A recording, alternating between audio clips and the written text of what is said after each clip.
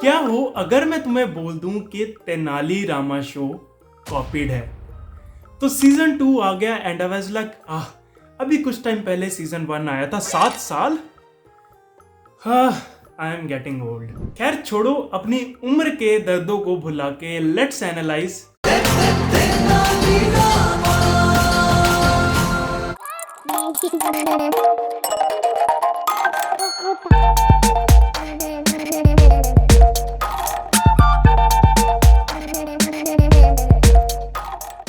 So as I said, ये show पूरा का पूरा कॉपीड है from its concept and everything.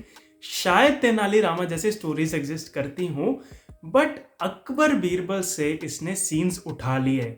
And when I mean literally literally. निगाहबोसी करे, हुकूमतें दिल तामीर करे, आवाज़ें बुलंद जोशो खरोश हो, हर कदम आफरीन हो। महाराज कृष्णदेव राय की जिल्ललाही शहंशाह आलम बना जलालुद्दीन मोहम्मद अकबर जलवा अफरोज होते हैं।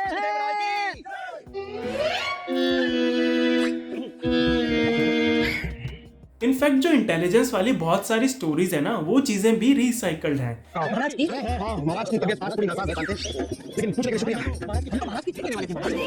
हमें लगा कि आप हमारी तबीयत पूछ रहे थे। कोई बात नहीं। महाराज की आप आगे बढ़िए, इस बार तबीयत के बारे में ही पूछ रहे थे महाराज। इस बार तबीयत महाराज की तबीयत क्या हुआ है? वो जो हमारे एंड टू बी ऑनेस्ट, मुझे इसका इंटेलिजेंस वाला पार्ट इतना पसंद भी नहीं आया। एज अ किड शायद मैं इसको एंजॉय कर लेता, बट अभी के टाइम पे ना it feels that it defies the first order logic. जैसे तुम ये सिंदूर पट वाला एपिसोड देख लो। वास्तव में ये सिंदूर पट दोनों महारानियों के अहंकार की संतुष्टि है, बस इसके अतिरिक्त कुछ भी नहीं। एक बार दोनों रानियों को सिंदूर पट मिल गया, उनका स्त्री अहंकार शांत हो गया, फिर तो सब ठीक है महाराज, फिर तो कोई समस्या नहीं, सब खुश, सब कुशल मंगल, सब जय जय। पंडित रामकृष्ण, स्त्री मनोविज्ञान को लेकर आपको बहुत समझ है। इट डज नॉट फील कि तेनाली रामा वो बंदा है जिसके पास बुद्धिमती है, जिसके पास वरदान है उसकी अच्छी सूझबूझ होने का। इट रैदर फील्स कि उसके पास ऑब्जर्वेशन स्किल्स अच्छी हैं, जो बाकी यूजर से, अपने बाकी कैरेक्टर से इंटरेक्ट करके वो उस सोल्यूशन का हल निकाल के देता था। दोनों को ये सिंदूर पढ़ने अपने स्त्री अहंकार की आत्मसंतुष्टि चाहिए बस।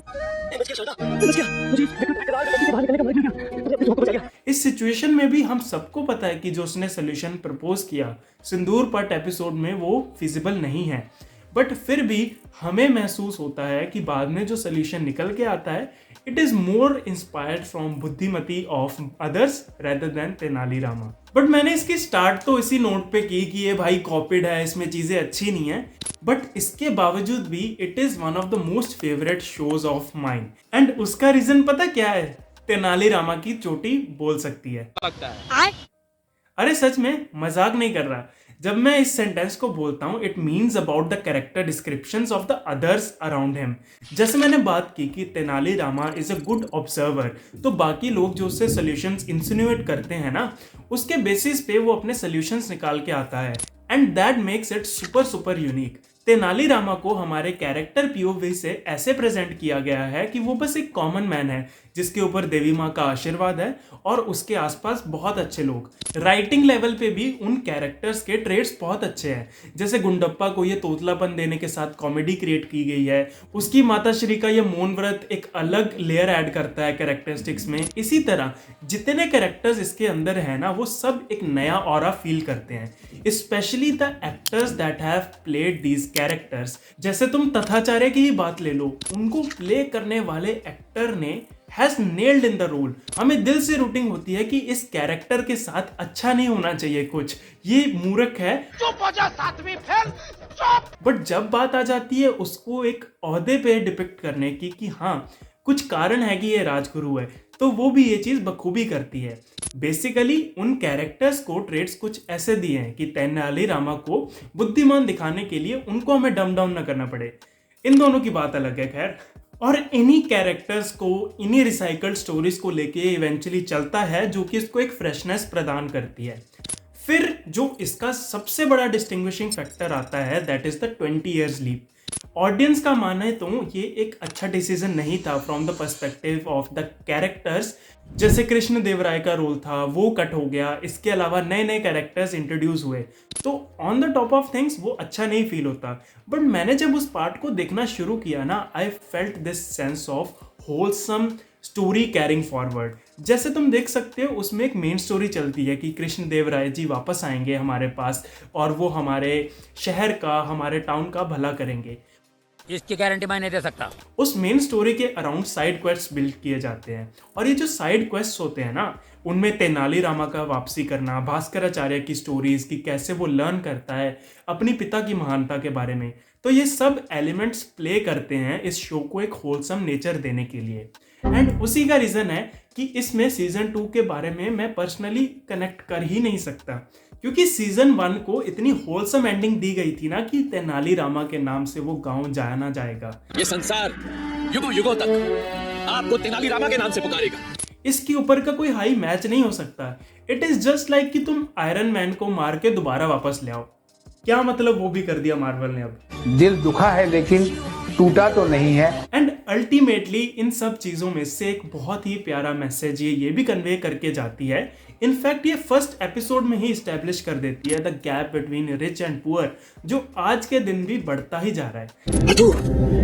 कुछ नहीं, कोई नहीं।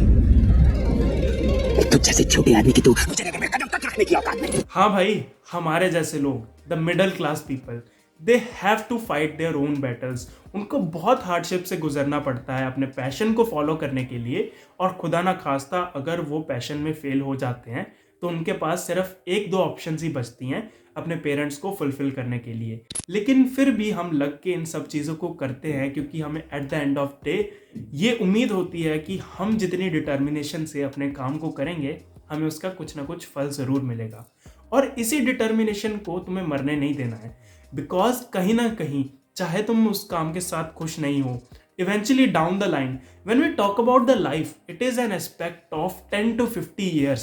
तो अगर तुम इतने टाइम किसी चीज़ के साथ स्पेंड कर रहे हो, it is very very necessary कि तुम खुद को इस वेज में इस्टेब्लिश करो कि कहीं पे तुम्हें सेटल नहीं होना। तुम्हारा अल्टीमेटम गोल ये नहीं होना चाहिए कि मुझे बस एक जॉब सिक्योर कर लेनी है, मुझे बस एक कॉलेज में चले जाना है, मुझे बस ये एग्ज़ाम क्रैक कर लेना है।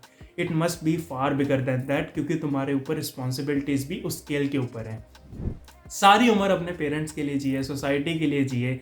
एक बार जब तुम उस चीज़ पे पहुंच जाओ ना, पूरे एफर्ट मारना उस चीज़ को अचीव करने के लिए जो तुम्हें सोसाइटी एक्सपेक्ट करती है एक लेवल तक। उसके बाद try to go for the things that build glory for you, क्योंकि अल्टीमेटली डाउन द लाइन तुम वो जो 50 साल देखोगे ना, तो तब वो 4 साल की मेहनत तुम्हारे लिए जस्टिफिकेशन नहीं हो सकती।